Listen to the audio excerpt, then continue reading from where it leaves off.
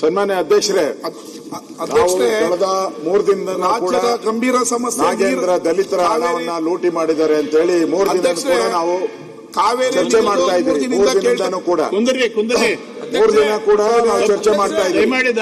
ನಮ್ಮ ಉದ್ದೇಶ ಇರ್ತಕ್ಕಂಥದ್ದು ಒಬ್ಬ ನಾಗೇಂದ್ರಗೋಸ್ಕರ 224 ಸದಸ್ಯರ ವಿಚಾರ ಮಾತಾಡಕ್ಕೆ ಒಂದು ಹಕ್ಕನ್ನ ಚ್ಯುತಿ ಆಗ್ತಾ ಇದೆ. 224 ಸದಸ್ಯರ ಹಕ್ಕನ್ನ ಚ್ಯುತಿ ಆಗ್ತಾ ಇದೆ.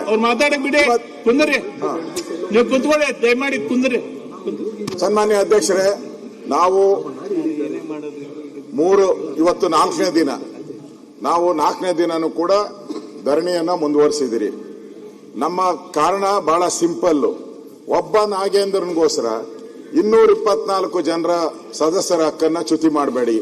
ಒಬ್ಬ ನಾಗೇಂದ್ರನ್ಗೋಸ್ಕರ ಕೋಟ್ಯಾಂತರ ದಲಿತರ ಹಣ, ಅದು ಕೋಟ್ಯಾಂತರ ಜನಕ್ಕೆ ಸೇರ್ಬೇಕಾಗಿದೆ. ಅದು ಆ ಪೂರ್ತಿ ಹಣ 189 ಕೋಟಿ ಆ ದಲಿತರು ಕಳೆದ 4 ವರ್ಷದಿಂದ 5 ವರ್ಷದಿಂದ ಕಾಯ್ತಾ ಇದ್ದಾರೆ. ನಮ್ಗೆ ಮನೆ ಕಟ್ಟಕ್ ದುಡ್ಡು ಬರುತ್ತೆ, ಲೋನ್ ಕೊಟ್ಟಕ್ ಬರುತ್ತೆ, ಹಸು ತಗೊಳಕ್ ಬರುತ್ತೆ ಅಂತ ಕಾಯ್ತಾ ಇದ್ದಾರೆ. ಆದ್ರೆ ಹಣ ಹೋಗೇ ಇಲ್ಲ. ಇನ್ನು ರಿಕವರಿ ಮಾಡ್ತಾ ಇದ್ದೀರಿ, ಕಾರ್ಗಳು ರಿಕವರಿ ಮಾಡ್ತಾ ಇದ್ದೀರಿ, ಮನೆ ರಿಕವರಿ ಮಾಡ್ತಾ ಇದ್ದೀರಿ, ಚಿನ್ನ ರಿಕವರಿ ಹೇಳ್ತಾ ಇದ್ದಾರೆ. ಅಲ್ಲಲ್ಲ, ಅದನ್ನೇ ನಾವು ಕೇಳೋದು. ಅದಕ್ಕೆ ಅವ್ರು ಮಾತಾಡಿ, ಅವ್ರ ಚರ್ಚೆ ಉತ್ತರ ಕೊಡ್ಲಿ. ಅಧ್ಯಕ್ಷರೇ, ನಿಮ್ಮ ಮಾತು ಕರೆಕ್ಟ್ ಇದೆ, ನಿಮ್ಮ ಮಾತು ಕರೆಕ್ಟ್ ಇದೆ.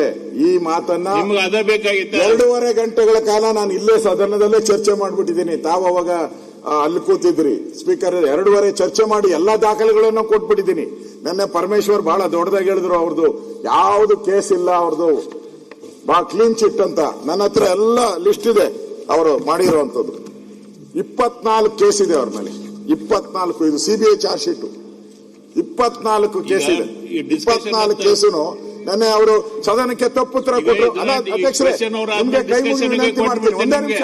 ನಾನು ಒಬ್ಬ ರೆವಿನ್ಯೂ ಮಿನಿಸ್ಟರ್ ಆಗಿ ಅವರು ಸದನಕ್ಕೆ ತಪ್ಪು ಮಾಹಿತಿ ಕೊಡಬಾರ್ದಲ್ಲ, ತಪ್ಪು ಕೊಡಬಾರ್ದಲ್ಲ. ಹೆಂಗ್ ಹೇಳಿದ್ರು ಅವರು? ಅವ್ರ ಮೇಲೆ ಯಾವುದೇ ಚಾರ್ಜ್ ಶೀಟ್ ಇಲ್ಲ ಅಂತ ಹೇಳಿದ್ರಲ್ಲ.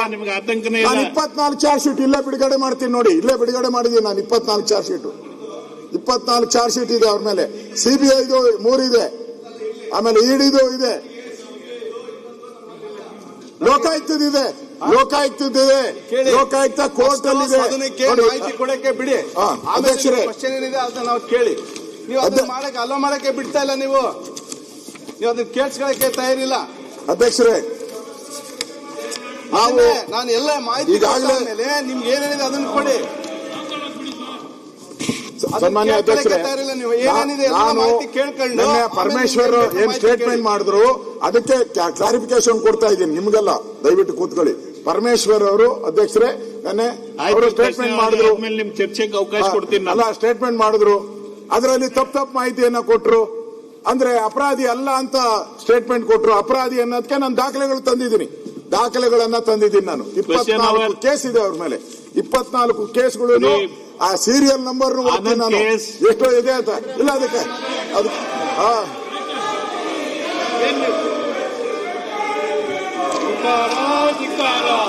ಲೀಡರ್ ಆಫ್ ದ ಅಪೋಸಿಷನ್ ಮಾತಾಡ್ಬೇಕಾದ್ರೆ ಈ ಟೈಪ್ ಅಂದ್ಕೊಂಡ್ರೆ ಹೆಂಗ ಅಧ್ಯಕ್ಷರೇ?